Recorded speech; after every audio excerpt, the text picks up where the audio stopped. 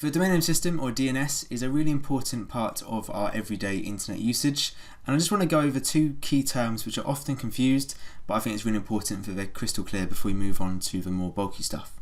So first of all, Uniform Resource Locator, URL. This is an address of a specific web resource. So for example, to go to my channel, which I'm sure a lot of you do very often, you have sort of three components to this address. So you have the protocol, you specify what protocol you're using. You're almost always using HTTP or HTTPS because we're dealing with hypertext. You might also use FTP, file transfer protocol, or even a mail protocol. But we also have the host, so we have usually just the default web server, which is www. You don't have to type this in. If you don't type it in, your browser will put it in for you, or the website will redirect you to the default web server. Then you have just a directory or file name to actually go slightly deeper and specify the individual resource hosted on that website. So we have these three components, but just part of this is the domain name. So this bit here is the domain name. And it's just a string that corresponds to an IP address. So that's really what a domain name is. And the whole purpose of this video is to explain the system that just translates between the two. This domain name is going to correspond to at least one IP address then. In reality, YouTube is massive and needs to have many servers, and each server is going to have its own IP address. So there are lots of IP addresses that correspond to youtube.com, but this is one of them. Or it certainly was at some point. Google changed them around quite often, and because Google operates so many services, they often switch them. So one day this might be YouTube, another day this might be for Gmail. But anyway, in theory, you could plug this in instead of this domain name and get to the same resource. So the URL is a slightly bigger concept. It's more about telling your browser how to get the information you want. So you're specifying how to get it using what protocol, where you're getting it from, the domain name or IP address, and any other information about what exactly the resource is and where to get it from within that website. So as I alluded to, you can just type in the IP address of the web server instead of the domain name if you know it. But that's quite a big if, because an IP address is not very memorable, it's not very user friendly.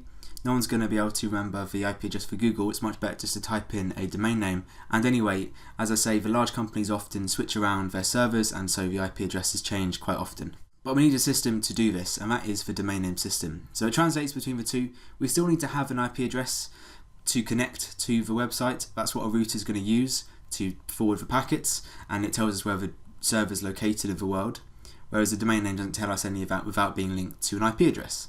And this system confusingly consists of DNSs. So the DNS consists of DNSs, but in that case the DNS is domain name servers. So DNS can mean either domain name system or domain name servers.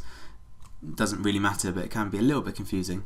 So these servers contain databases of IP addresses and their corresponding domain names. So a list of domain names and the IP addresses might be plural of that domain name. For another example then, if we have this IP address which also belongs to Google, it used to take you straight to the home page. Obviously you've got to make it into a URL by specifying the protocol, and this is fine, but obviously not very easy for us to remember. So instead we type in the domain name, again make it into a URL. We haven't typed in www, but it just assumes we're going to the default web server. But instead we need to go first of all to the DNS, so a domain name server, to find the corresponding IP address. It will look it up and find it for us, and then we can, or the browser in practice, will then use that to connect to the same server. So same result, but just an extra process involved to make things easier for us. Just to look at this process in more detail then, so unsurprisingly this is operating in a client-server network. So first of all, our web browser is acting as a client on our behalf, and it will connect to a DNS server to check whether it has the domain name we're looking for. So the server will check for the IP address that corresponds to this domain name. If it's got it, that's perfect. It will send it back and we can do the process we just looked at. But if it doesn't have it, cleverly, it will then act as a client and connect to other DNS servers until one server will be able to actually find it and return it back to the web browser. It's going to time out eventually if it doesn't have this domain name, if it doesn't exist, if someone hasn't registered it, but otherwise it's going to eventually return the IP address, even if it goes through several processes of a DNS server acting as a client on behalf of our browser. So it's a kind of like a repeated process here. But eventually we're going to end up with an IP address which we can then use to connect to get our resource. To fully understand this process, it's important we consider the fact that domain names in the DNS are part of a hierarchy, so a tree-like structure. And every tree has to have a top to it, so we can have branches coming off it, and this is called root. So we have also known as a root domain. And this it isn't really a proper domain name because it's empty, so it's represented with an empty string, which is quite hard to show, which is why I've done empty apostrophes. But we have to start from somewhere. Then we can branch out with the first level of this tree, and these domains, these subdomains, are called the top level domains, TLDs. These are the ones on the right hand side of URLs, so .net, .com, .org, .gov, and then you have loads of country codes like .uk. So the majority of the top level domains are country codes because pretty much every country has its own top level domain. As I say, these are on the right of a URL, and to the left of them you have subdomains coming off of these. So there will be loads of subdomains which are something.net and something.com. So for example, youtube.com, netflix.com. So on the second level, these are called second level domains, funnily enough, often written as 2LD or just SLD. And you can start to have sort of brand names coming up, or you can have sort of further subdomains which are used not by a single person but to further differentiate, to basically increase the combination, so .co.uk, .gov.uk. Branching off of these second level domains, we can start to have maybe individual servers, individual hosts. So gaming.youtube.com is different to www.youtube.com. They're different servers operating a slightly different version of YouTube. And yes, we can have other brand names introduced at this stage. So basically we're kind of reading off from bottom to top, so gaming.youtube.com and then dots up here. So we can introduce a term now which is fully qualified domain name, FQDN, and this is the domain name which uniquely identifies a single host, so it's being as specific as possible. So for example, gaming.youtube.com is a FQDN, whereas youtube.com isn't, because youtube.com is sort of ambiguous. It could refer to either gaming or www. So an FQDN is trying to get as specific as possible. So we're trying to get as far down this tree as we can until we reach the bottom of the tree, which let's assume is here. And this little dot here after .com is worth mentioning because clearly we're adding a dot every time we move up a branch.